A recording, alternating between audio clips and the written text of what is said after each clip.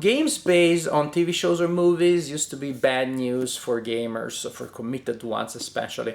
They used to be designed, if that is even the word, by people in the company that would just repurpose Candyland, that would use some art from the movie or the TV show, and presto, you have made a game about that story. And those were bad news because we would still buy them, and just for collector purposes. I mean, look at these stinkers that I have here that I bought just because there's Yoda on the cover, but they don't really feel like there's Star Wars in those games. Battlestar Galactica was the one that broke the curse, that showed that you can have good games designed by really competent designers, games that are a blast to play, and that are also based on famous franchises, on famous TV shows or movies. And now we have Thanos Rising, which is based on the last Avengers movie. And of course, when a movie that big is coming out, you knew before even the movie came out that there would be games based on, inspired by that movie. In this game, players play cooperatively and they control different teams of heroes, and they're trying to stop Thanos, although indirectly they're trying to stop his minions before Thanos does one of several bad things that will lead the players to lose the game. So when the game came out, I was very curious. I really liked the fact that it was cooperative. It means, well, whoever designed it at least, well, knows what a cooperative game is, which was not the case with some of those old franchise-based games. So I was very curious. The components are a little bit flashy, and there's nothing wrong with game components being attractive on the table, if of course then they're also paired with good, solid and fun mechanics. So I was interested in the game, but until I played it, I didn't know on which horn of the dilemma, on which side of the fence this game would be.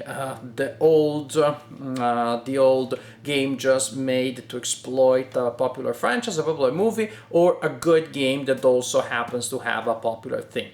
Let me show how the game works, and then we'll talk about that in the conclusions of this video.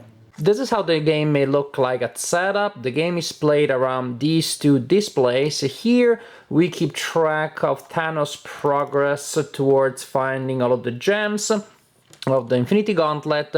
During the game, there will be game effects that will place cubes on these little cardboard discs here. When one is full, then Thanos has found that gem. You place it there on the gauntlet, you flip the disc face up, it stays up for the rest of the game. And now then there are more abilities, more negative things that Thanos can do. And then we have this at the display, which is in a sense the main display. We see Thanos here that will always be facing one of the three areas of this display. It is divided in three areas, and it has 9 slots, 3 per area, in which you will place these asset cards that represent heroes, represent vehicles so that the heroes may use, and also we have villains. At the beginning of the game, you will shuffle all these cards together, draw 9 to place them around there, and well, that's very important. In order to win the game, the heroes need to defeat all of the villains that are in the deck.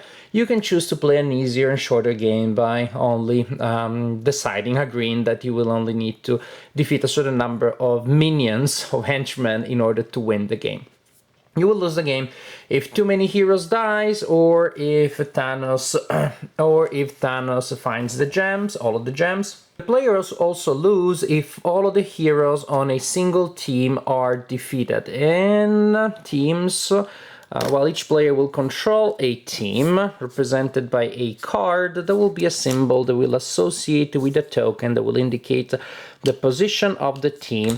Each team has a unique power described at the bottom. It has a starting hero that you need to remove from the asset deck and place next to the team display. And then here you're told the starting dice, that for the Guardians of the Galaxy is 4 red and 1 black. At the core, really, at its core, this is a dice game, and you have these delightful custom dice that have pretty much the same range of symbols, with one exception. Each type has a symbol which is repeated 3 times, and it has a a double value on one of the sides. So this is the planetary or the cosmic one. So it has the planetary symbol on 3 sides, and one has double value. This is the technology die, and so we see technology on 3 sides plus a double value. The mystical, and so on and so forth. And this is the, we call it the strike die, the combat die. It is what you use to hit the enemies, and these are the symbols that let you hit the enemies. And so, for example, our guardians start by rolling each turn 3 red dice and a black die. So, you know, they specialize in interplanetary stuff. Gamora, however, also has this ability that if you have another hero, the same type with the same symbol in the same family, then you get to roll an extra black or red die each turn. It's a really good power, not just because of the extra die, but because of the flexibility, depending on what you're trying to do. Now, at the beginning of each player's turn, the active player will roll these 2 dice that will determine what Thanos does. 1 die will indicate the gem that is making progress towards, where you will place a token there, and we know what happens when one of those displays is full. The other one will indicate what he does. He may activate a lot of his minions. He may get a second shard of stone, find a second clue about a gem, but in most cases he will move left or right. So what you do then is to move these impressive miniatures in the direction that was indicated there, and then he will attack all of the heroes in the sector that he's now facing, and will activate the minions in that sector. And just because let's say that he's facing that direction. Now the heroes, as you can see, have little tracks there. So after he moves, he will attack all of the heroes, and so you will add a red cube to one of those, to the tracks of all the heroes that now Thanos is facing. Suppose the next turn Thanos is again facing this sector here, and so this is what happens. You have a game effects that will allow you to heal the heroes and to remove those cubes, but if basically the entire track of a hero that is there is full, then you will, the hero is killed and discarded. Also, your team, the team of the active player, will always be in one of the sectors. So if Thanos is facing the sector where the team of the current active player is, then all of the heroes in the player's team also get a wound. In this case, for example, our poor Gamora will also take a hit because Thanos is facing the area where she is.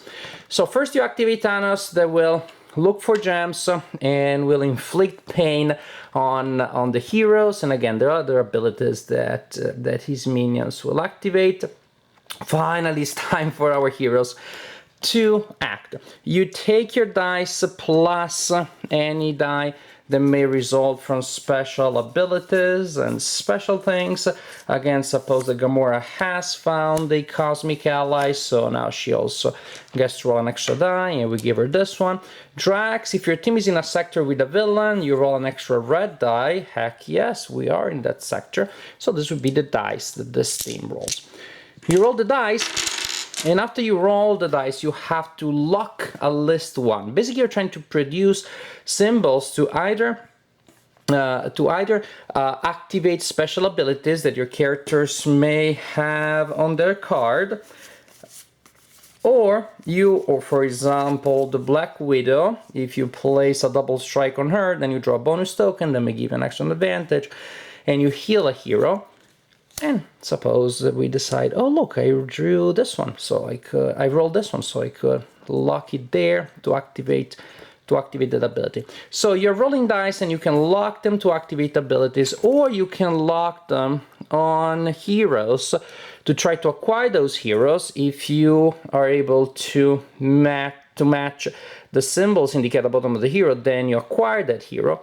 And or you're locking dice on villain cards, because if again you're able to match all of the symbols that are required there, in the case, for example, we needed 2 strikes, check, and we needed 2 technology, check. If you're able to match all the symbols, then you slap the guy in the face and you place a wound on that villain. If the track of the villain is full of wounds, then the villain is eliminated. So the idea is pretty much very simple. You roll all the dice that you're able to collect from your heroes and powers. And each time that you roll, you have to lock at least one somewhere. And if you cannot lock it, then, well, you can discard it, but that is bad. Suppose I got that roll there, and now I decide that I want to assign this one here. And then I can roll again. And now I decide, oh, look, I rolled a double strike, and I put it there. I roll again. Ooh, I even have more than I need to recruit Hawkeye. And so on and so forth. Suppose that this is the situation at the end of my turn, and suppose that that guy had enough wounds to kill him, we discard him, we have enough icons to match the requirement for the hero, so we add the hero to our team, and then we replenish any slot that is now empty. We replenish it with cards from the villain deck.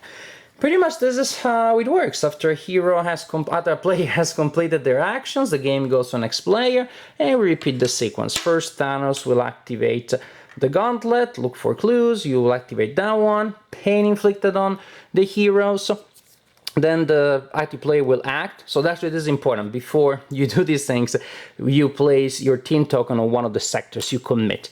Then you activate Thanos, inflict pain on the heroes, possibly on the active team, roll and resolve actions, and repeat until either the players have defeated enough villains, in which case they win the game, or Thanos is able to rebuild the gauntlet, or to kill 10 heroes, or to wipe out a team of the heroes entirely. So yeah, don't be fooled by the statue, by the miniature that you see in the back of the box or images online. And I understand you may fear, oh, I get it, they just made the miniatures, they cobbled together a couple of mechanics and placed some dice to put together a game where they could sell the miniature based on the famous franchise. Yes, if this was 1988, that's exactly what would have happened here, and I can mention other overproduced games, say based on Star Wars of the 80s. But this is not one.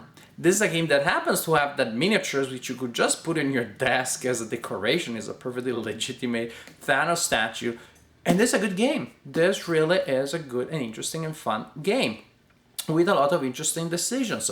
It is a dice game, but it is a dice game with great flexibility. I would put it there together with other really strong dice games of the last couple of years, such as Elder Sign or King of Tokyo, which in essence also is a dice game.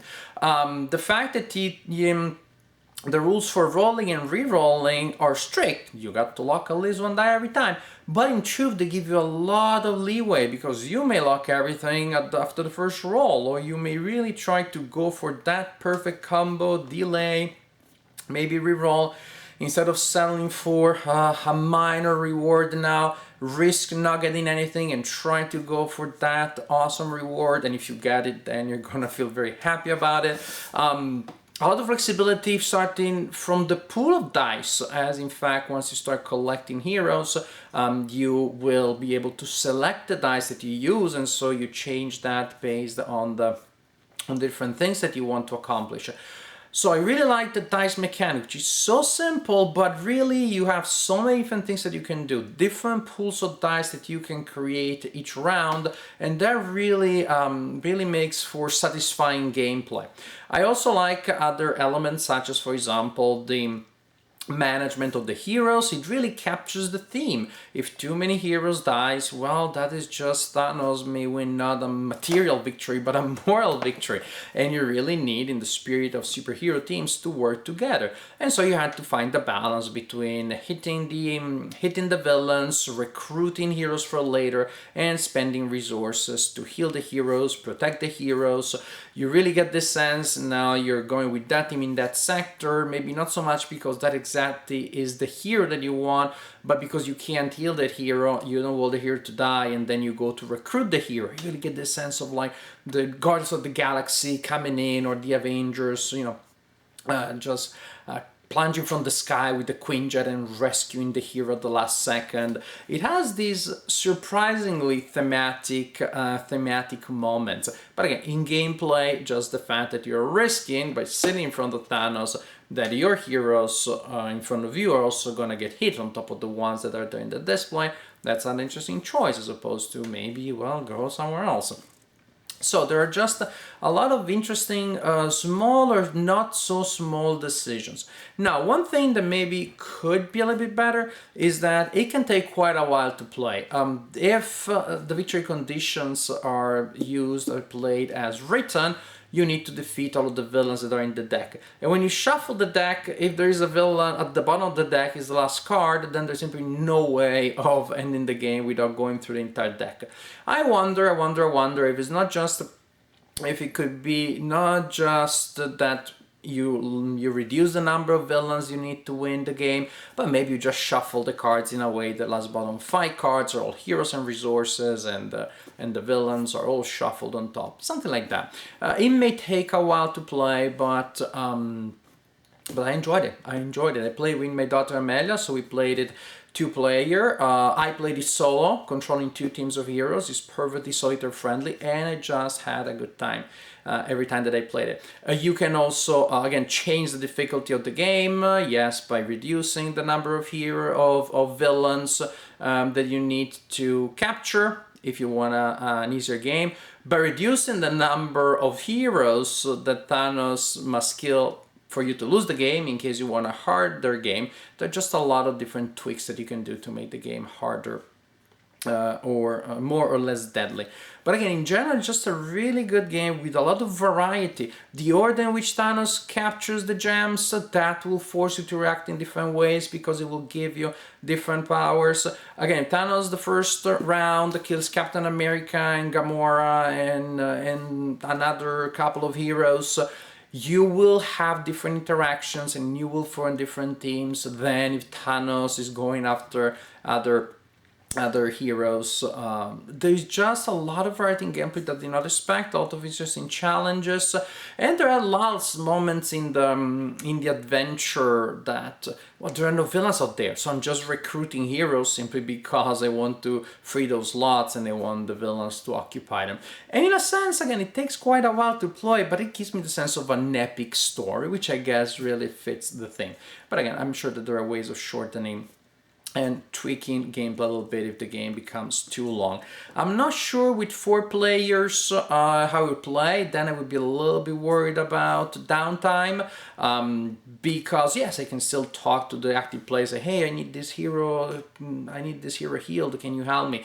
But I see when you start having a lot of dice and a lot of rerolls, if there are 3 players, before the game goes back to you, maybe that may be a little too slow. But as a 2-player game, as a solitaire game, I had a really good time playing it, much better than expected. Definitely this is among the good games based on a famous franchise. It also comes with flashy, yes, but also very attractive components. It comes with this statue that it's a statue. You can just use it as a statue on top of the fact that it also works as a game component. So in general, I have very positive things to say about Thanos because I had a good time playing it. And so, well, Thanos Rising, it's a good game.